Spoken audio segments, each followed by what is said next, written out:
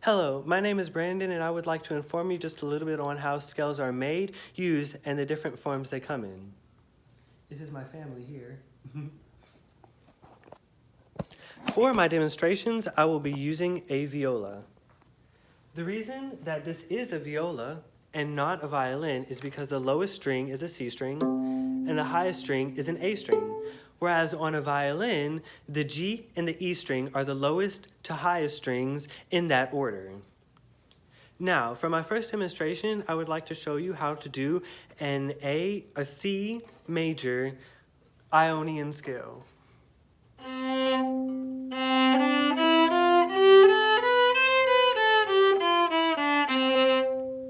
The reason that this is a C scale is because the first note is C.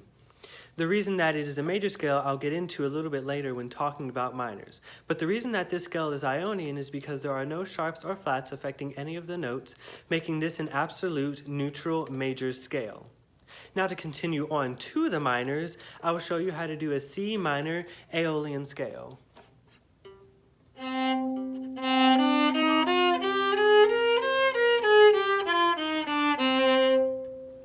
The same rules apply for why this is a C scale. But the reason that this scale is minor and not major is because the third note, the third degree, is flat, which will affect the entire scale. No matter even if you change notes that come after it, the scale will still be considered a minor scale. The reason that this scale is Ionian is because the third, the sixth, and the seventh are all flat. However, change the third and the sixth, and the scale becomes completely different.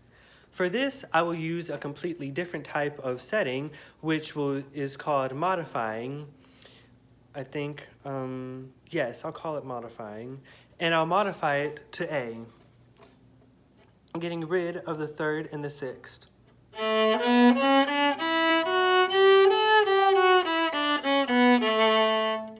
Effectively making this a major scale, an A major Mixolydian scale.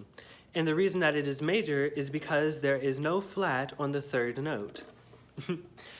All of these rules for changing notes also apply for if you were trying to make anything else. Whereas if you change the first note, you're modifying the entire name of the first letter of the scale. Whereas if you change the second, the fourth, the fifth, as well as the sixth and the seventh, you would be changing other things which would become different modes of scales.